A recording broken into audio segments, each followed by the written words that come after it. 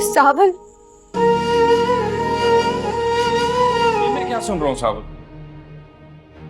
तुमने भी किबला बदल लिया है क्या? तो आप लोगों को भी मशवरा देता हूँ कि फिलहाल उस लड़की से सुलह की डील कर। कल की बात पुरानी है थानेदार साहब, आप आज की बात करो। पर्चा दर्ज करते वक्त छोटा बड़ा कम दे तो शायद मंजिल मिल जाए।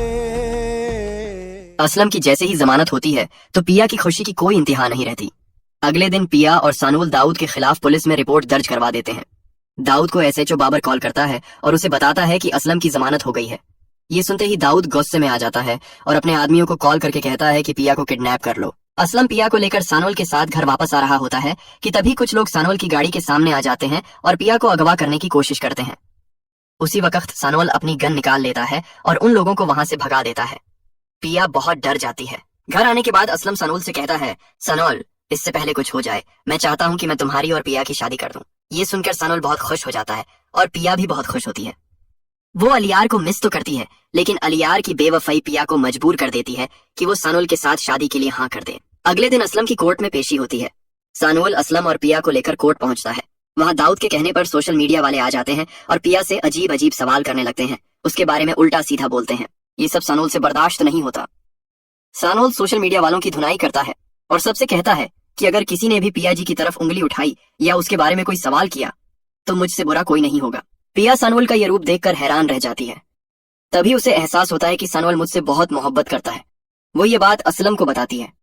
असलम भी बहुत खुश होता है और पिया से कहता है कि बहुत जल्द तुम्हारी और सानुल की शादी हो जाएगी। सेठ दाऊद को जब ये खबर मिलती है कि सानुल ने उसके भेजे हुए लोगों की भी धुनाई की है और सोशल मीडिया वालों को भी मुंह तोड़ जवाब दिया है, तो उससे ये बर्दाश्त नहीं होता।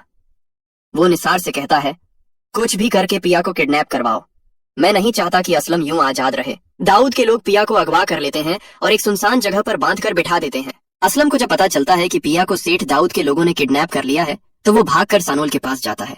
सानुल ये खबर सुनकर गुस्से में कहता है, असलम चाचा, आप फिक्र ही ना करें, मैं सेठ दाऊद को ऐसा सबक सिखाऊंगा कि वो जिंदगी भर याद रखेगा। वो मेरी पिया जी को नुकसान नहीं पहुंचा सकता। सानुल निसार को फोन करता है और कहता है, निसार, तेरे सेठ ने अच्छा नहीं किया। पिया जी को किडनैप करके उसने शेर के मुंह में हाथ डाला है। अब देखना, जब भूखा शेर दहाड़ता है तो कैसे शिकार करता है। सानुल अपने आदमियों के साथ पिया की तलाश में निकल पड़ता है। आखिरकार उसे पता चल जाता है कि पिया एक सुनसान जगह पर बंधी हुई है।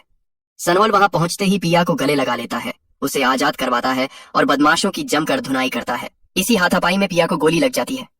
सानुल बहुत घबरा जाता है और पिया को फौरन हॉस्पिटल लेकर पहुंचता है। असलम भी भागकर आ जाता है। पिया को ऑपरेशन थिएटर में शिफ्ट कर दिया जाता है।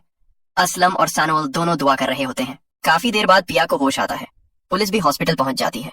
जब पिया का बयान लिया जाता है तो वो साफ बताती है कि उसके अगवा के पीछे सेठ दाऊद है। दाऊद ही मूसा है जिसने गरीबों की जमीनों पर कब्जा किया हुआ है और मेरे बाप को जेल भिजवाया है। वही मेरी माँ का कातिल है। ये सुनकर अलियार हैरान रह जाता है। पिया अलियार से कहती है, हाँ अलियार, यही सच्चाई है। पुलिस एयरपोर्ट पहुंचकर सेठ दाऊद को गिरफ्तार कर लेती है।